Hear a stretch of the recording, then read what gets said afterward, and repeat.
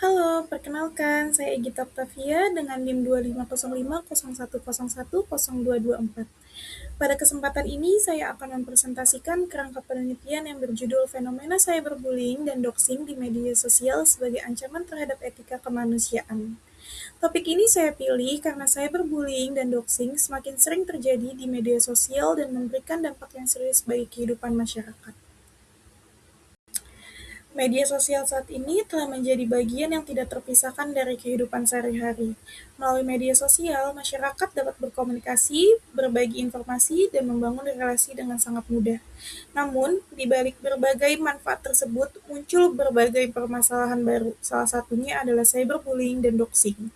Seringkali kita melihat seseorang yang dianggap melakukan kesalahan langsung menjadi sasaran serangan warganet secara massal. Tidak sedikit pula yang mengalami penyebaran data pribadi tanpa izin. Fenomena ini menunjukkan bahwa ruang digital masih menghadapi krisis etika dan kemanusiaan. Selanjutnya, dalam penelitian ini terdapat dua fenomena utama yang menjadi fokus pembahasan. Yang pertama ada cyberbullying, yaitu tindakan menghina, mempermalukan, mengancam, atau menyerang seseorang melalui media digital.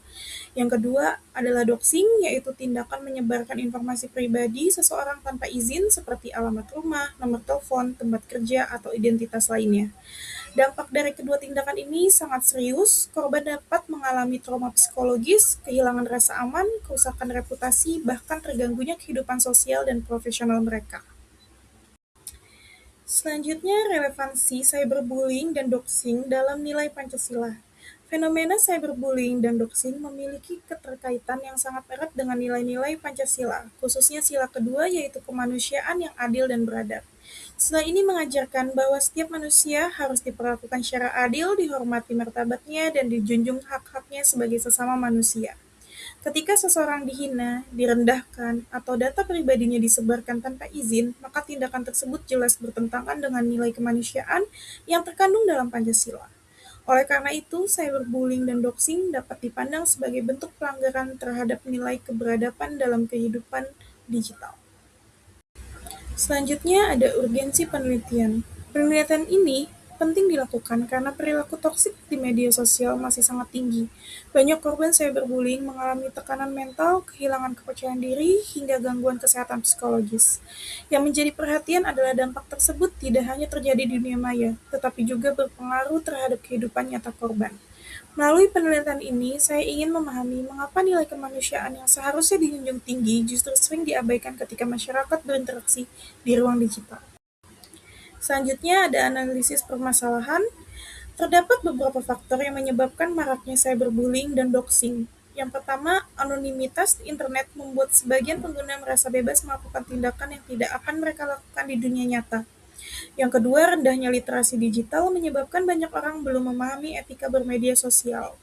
Yang ketiga, kurangnya empati terhadap sesama pengguna internet.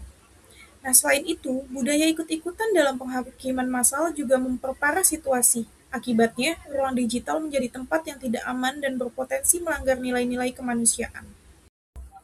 Selanjutnya, solusi dalam penanganan fenomena cyberbullying dan doxing, menurut saya ada tiga pendekatan yang saling terintegrasi.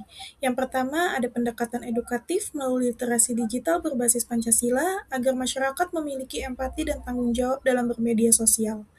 Yang kedua, ada pendekatan teknis melalui kerjasama pemerintah dan platform media sosial untuk memperkuat moderasi konten serta mempermudah pelaporan kasus cyberbullying dan doxing. Yang ketiga, ada pendekatan hukum melalui penegakan Undang-Undang ITE dan Undang-Undang Perlindungan Data Pribadi agar pelaku mendapatkan sanksi yang memberikan efek jera. Selanjutnya ada harapan dan implementasi dalam topik kerangka penelitian ini. Keberhasilan upaya pencegahan cyberbullying dan doxing tidak dapat dilakukan oleh satu pihak saja. Diperlukan kolaborasi antara pemerintahan, institusi pendidikan, platform media sosial, serta masyarakat sebagai pengguna internet. Dengan adanya kerjasama tersebut, diharapkan tercipta ruang digital yang lebih aman, sehat, dan beretika. Selain itu, nilai-nilai Pancasila tidak hanya diterapkan dalam kehidupan nyata, tetapi juga dalam interaksi di dunia digital.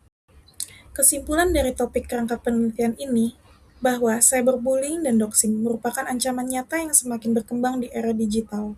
Fenomena ini bertentangan dengan nilai-nilai Pancasila, khususnya sila kedua yaitu kemanusiaan yang adil dan beradab. Dampaknya dapat merugikan korban baik secara psikologis maupun sosial. Oleh karena itu diperlukan solusi melalui pendekatan edukatif, teknis, dan hukum agar tercipta ruang digital yang lebih beradab dan menghargai martabat manusia. Demikian presentasi yang dapat saya sampaikan. Mohon maaf bila ada kekurangan atau kekeliruan dalam penyampaian. Terima kasih atas perhatiannya. Sampai jumpa.